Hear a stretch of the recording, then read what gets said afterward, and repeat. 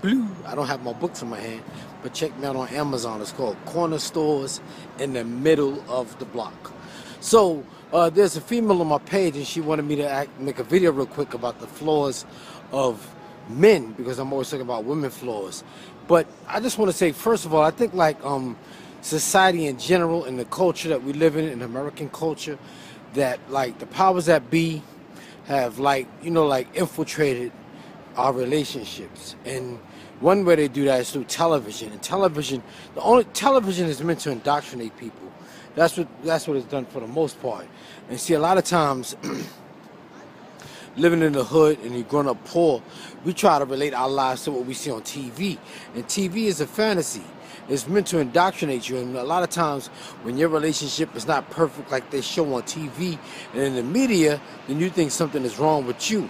And then another way I think our relationships are manipulated and infiltrated is that, it puts black women in control of black men. And what I mean by it is like it's easier for black women to get a job. They're more, like they're considered a minority. So like if a certain company is hiring minorities, they kill two birds with one stone by hiring a woman or even a black woman, because she's a minority and she's a female. So they cannot be accused of being sexist, and they cannot be accused of being racist. So it's more likely that a black woman will get the job before the black man will get the job. And like, it's like, who is the breadwinner in the house? And the woman don't want a man that's not bringing home the bacon.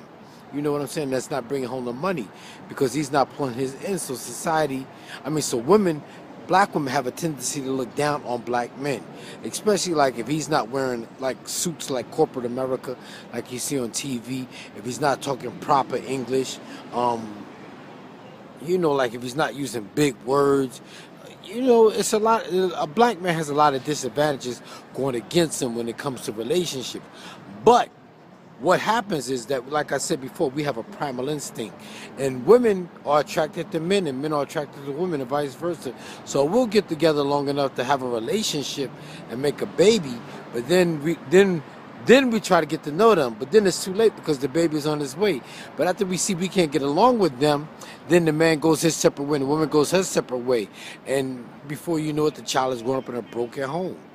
And a man does, like I said before, a man should, by right, take care of his child. But if a woman is messing with 2 or 3 different men, then she don't know who she's pregnant by. She don't know who she's gonna blame for being the father of her child. And that's what you have in society, and that's what you have a lot in the hood. Especially like if a woman does have a job and she can get public income, she does have a job and she can get on welfare and shit like that. And then they're going to give her food, clothing, and shelter. They're going to give her everything she needs to take care of that baby until that man go fuck you. And now women are more liberated, and then women feel like they can jump around like men can jump around, which they do. I don't see nothing wrong with it. If you want to jump around, jump around. I don't want to jump around, but women can jump around like men can. But then, I don't know. I mean, I think, like I said, a parental coalition, raising a child, it should be a parental coalition of a man and a woman, not just a woman. And I think that brings balance. It brings balance with the child growing up. Now, let me talk about the flaws. We all have flaws, like I always say. I got flaws. I'm not perfect. And you have flaws because you're not perfect. But our flaws make us who we are. Now, like I always tell people, when you're going into a relationship, this is what my boxing trainer told me. He said when you're going into he'd been with his wife for 48 years. He'd been with the same woman for 48 years. And I asked him, well, what did you do? He said, well, I've been with my wife since the first day I met her. And I said, well, what did you do? He said, I look for the bad. I said, huh? He said, I look for what I don't like about a person, about a woman, a female. And I asked myself, can I tolerate it? And if I can tolerate her bad side, then the good side is going to come to the surface. And I think that's true. I think a lot of times we go into relationships and we send our representative. And we don't look for the bad, because all of us got bad.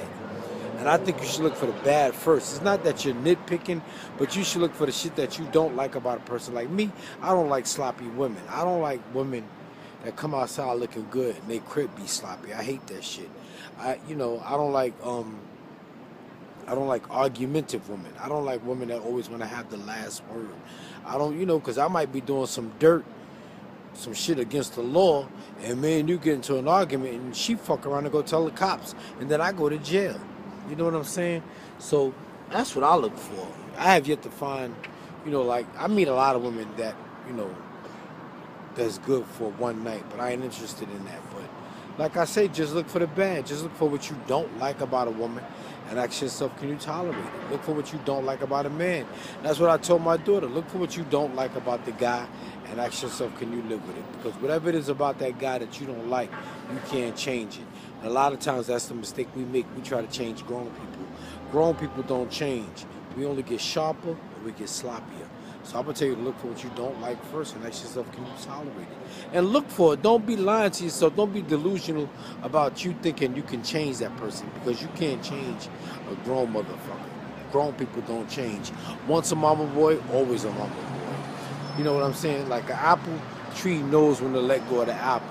If a mother holds on to her boy too long, the apple tree knows when to let go of the apple. But if the apple tree holds onto the apple too long, it gets rotten. And nobody likes a rotten fruit.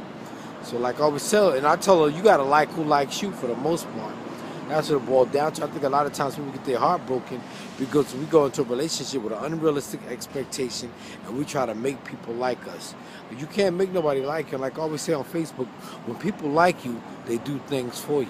It's real simple.